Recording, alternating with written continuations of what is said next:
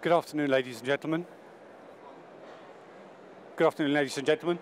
My name is Leszek Wysock. I'm an international trade advisor, and I work for UK Trade Investment. There are probably about 30 or 40 trade advisors based in London, and about 250 based around the country. We all come from a private sector background with commercial experience. My own experience is that I started up a small business in furniture, and I've also worked for an international company in a sort of sales manager marketing role. I then came to work to UK Trade Investment about 10 years ago. UK Trade Investment is the government organisation that looks to promote international business development and marketing, and looks to assist companies in their international business development and marketing overseas.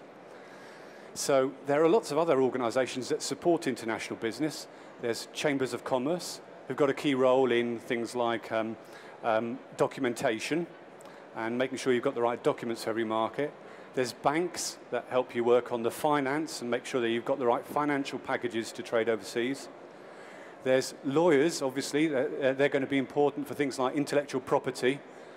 But UK Trade Investment's role is quite specific, trying to help facilitate international contacts, international marketing and business development overseas.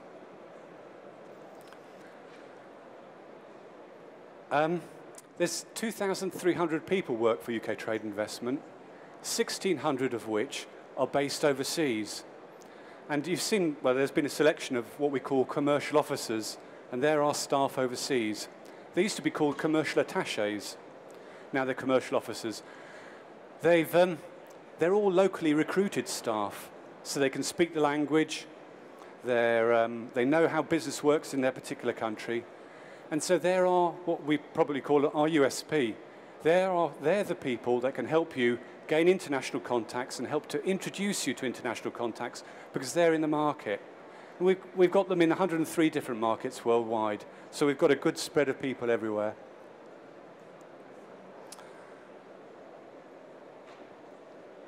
Now, there's the sort of topic of this presentation is how we can financially support you.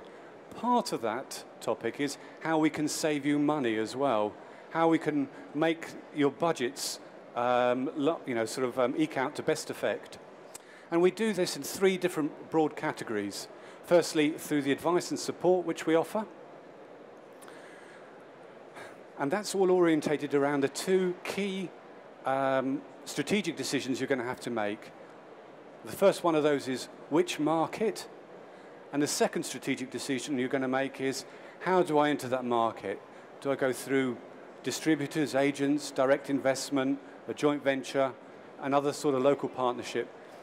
And as advisors and within UK Trade Investment, we focus our efforts on helping you with those challenges that you face addressing those 2 key strategic decisions.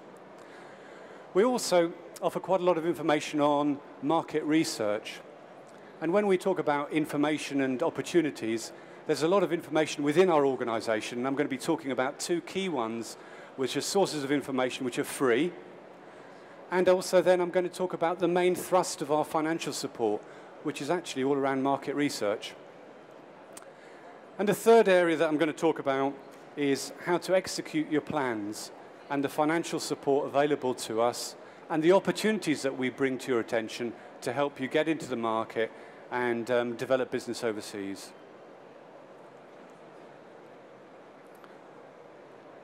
Just a short statement really on eligibility.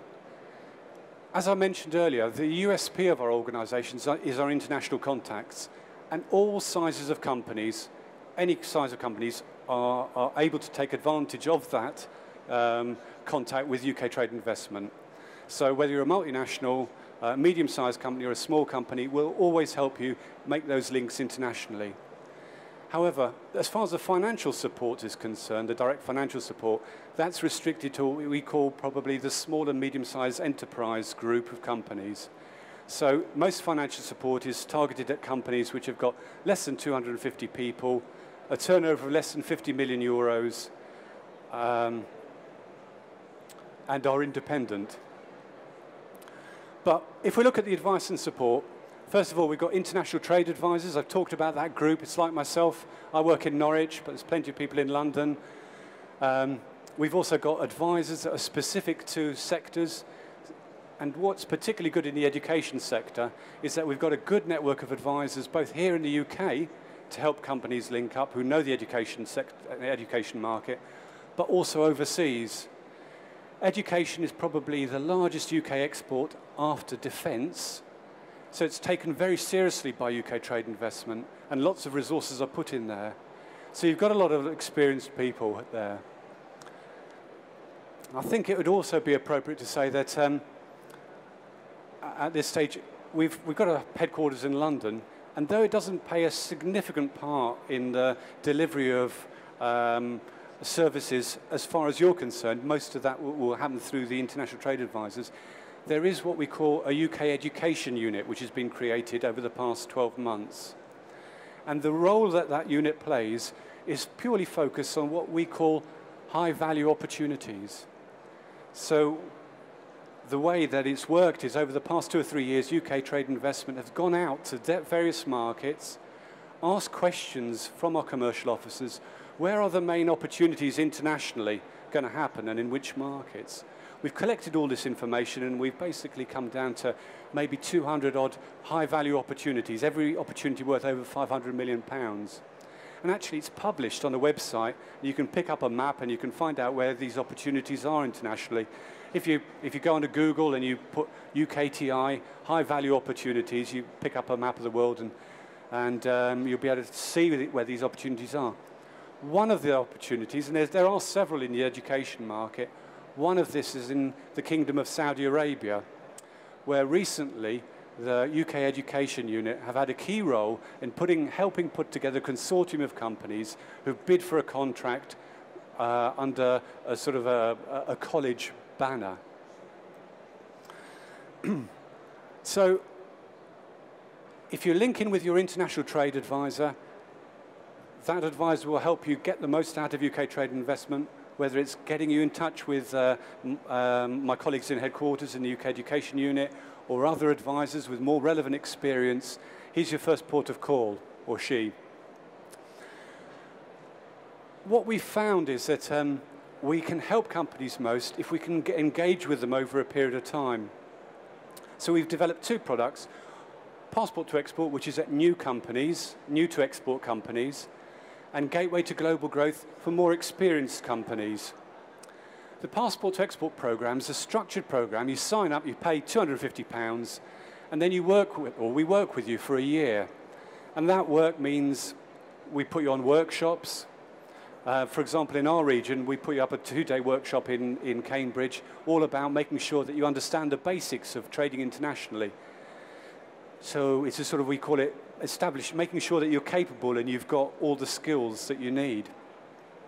We also run a workshop on market selection, how to prioritize your markets and how to make the choice of which markets to go for. You always work with an advisor during the 12-month period, and once you've sort of been on the program for about 2 or 3 months, once you've been on the workshop, you've had a chat with the advisor, we put together an action plan, which is really, you tell us what you decide to do, and there's a £3,000 grant to help you affect your plans internationally. That works on a 50-50 basis. You go out, there's very little bureaucracy involved in it. You go out, you travel abroad into your targeted markets, you come back, you sign a form, send us your receipts, and we give you 50% of the costs involved. The Gateway to Global Growth is, as I said, for more experienced exporters, and it's for companies that are looking to target maybe more challenging markets. Countries like Saudi Arabia, maybe Nigeria, maybe Russia, China, Hong Kong, many of the high-growth markets, in fact. It runs in a similar way. There's slight differences. Instead of maybe a workshop in Cambridge, we'll send you to a workshop in Cranfield. The entry fee is slightly more. You pay £750 to join. But again, there's £3,000 worth of matched funding to help you affect your plans.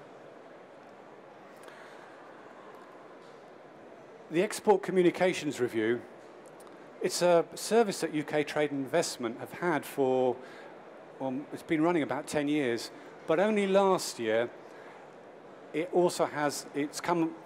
also been introduced with some funding attached to it. And it's all about these days, it used to be maybe a few years ago, talking about evaluating all of the company literature, how is it suitable for international markets. But nowadays, it's more to do with how does the website look internationally? Has it got an appeal to international customers? And is it picked up on local search engines? So you get an advisor coming in, making recommendations, both from a technical perspective, how it appeals internationally to an international customer base, and also from a technical perspective on how does it get picked up on the local search engines. Again, to implement the report, there's a £3,000 grant on a 50-50 basis to help you implement the report.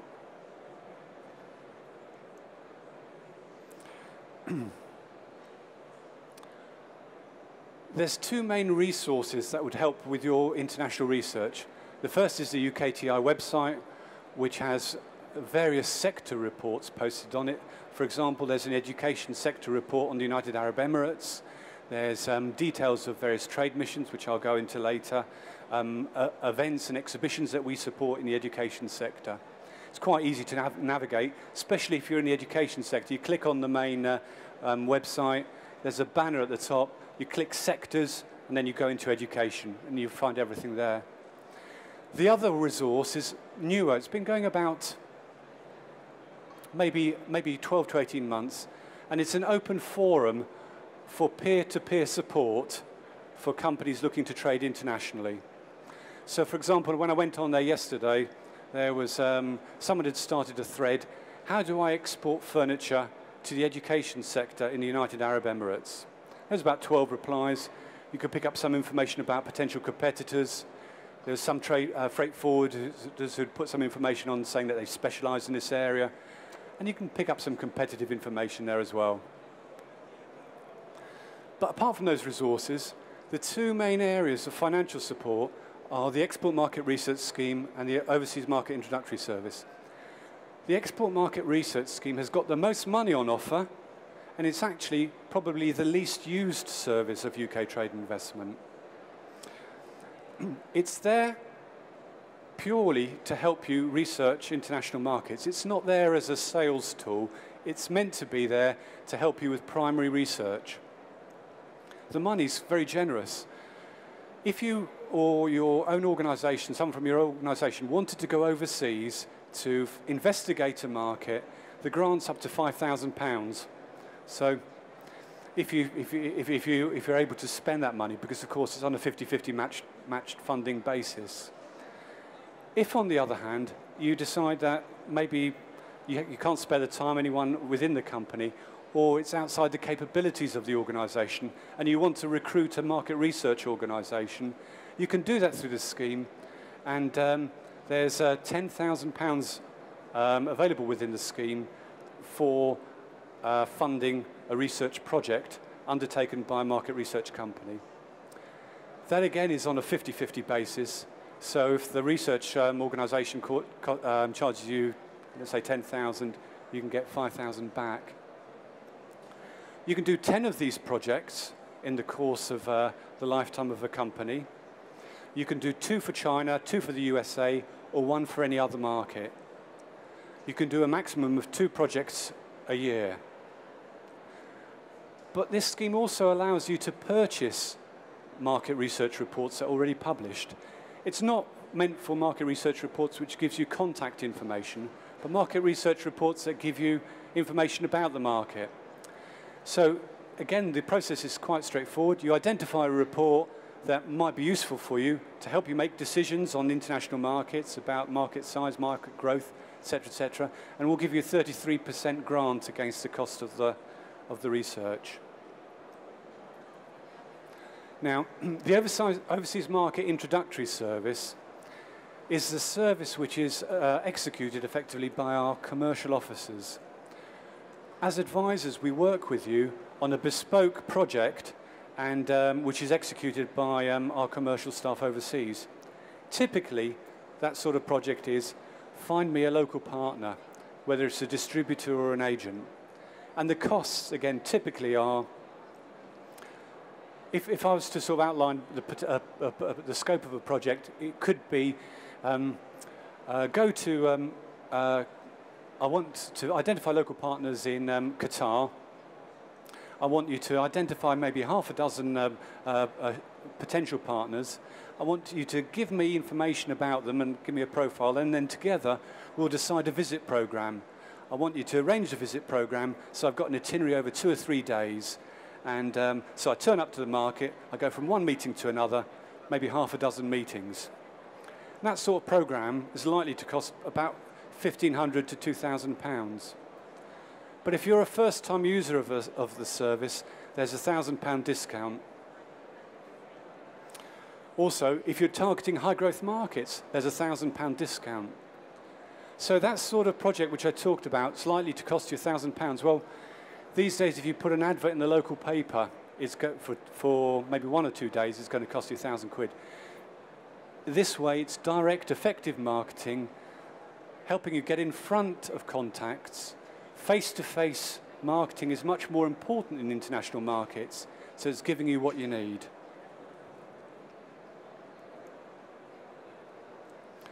And it's really just sort of another way of talking about our USP. There's nothing quite like on-the-ground experience. Our commercial officers live and work in the country, and they want to do business with you, and they want you to succeed. They're independent, they're unbiased, they're working on your side.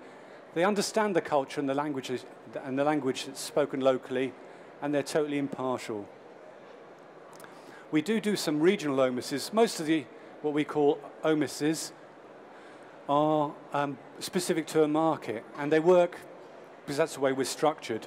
But we do a few regional market investigations, and they cover the Baltics, Benelux, Caribbean, the United Arab Emirates, and the Nordics. Now, the final area of our support is around helping you execute your plans. If you're a small and medium-sized enterprise, we give out what we call market visit support grants. They vary depending on where you want to go, but each company can get 6 of these in the course of their lifetime. If you're going to China, it's a £750 grant. If you're going to Europe, it's £200. If you're going to Qatar or the Middle East, it's about £600. But basically, it's a 5-minute application form. You get a quick response. Provided you're eligible, and it's a new market to you, there shouldn't be any problem at all getting that grant, and you should get a quick turnaround and a quick answer. Really doesn't take very long to apply. The Trade Access Programme is basically a collection of exhibitions that we've identified internationally that we believe highlight opportunities for the coming year. Exhibitions are all, in line with everything else. Some are fashionable, some come in and out of fashion, others don't. But we have an industry-wide consultation talking with chambers of commerce, trade associations, and the commercial officers overseas, and we come up with a short list of international exhibitions we'll fund over the coming 15 months. We fund about 250 of them. In high-growth markets, there's a grant for these exhibitions of £2,500. In other markets, there's a grant of about maybe £1,500. But actually, if you don't want anything on this list and you choose an exhibition that's right for you, we would be happy to support it with a grant of £1,250. The exhibitions coming up in the education sector are the BES Asia Forum in Malaysia, which is coming up in December 2014. That's targeted specifically at education supplies. We also support the ARTE exhibition in Nigeria. We're supporting it this March, and we're also supporting it in March 2015. That's aimed at technical resources for the education sector and very relevant to all the ICT companies here. We also support the GES show in Dubai. Again, we're supporting that one. It's coming up in March. If you want to go and have a look this year and then exhibit next year, and we're also financially supporting it next year. The Malaysia exhibition and the Dubai exhibition will have a £2,500 grant associated with it. The Nigerian exhibition will have a £1,500 grant associated with it. We're doing 2 other exhibitions, but as well that may be relevant, but they're more in the toy market. One's Kids India, and the other one's the Nuremberg Toy Fair. Both of those have got grants associated to it as well. We also run a number of inward missions, typically on an event like this where you see advertised UKTI commercial officers coming over to an event like this. We also bring international buyers. So you may or may not have been aware about it today, but we had a number this week, but we had a number of international buyers here from various different markets.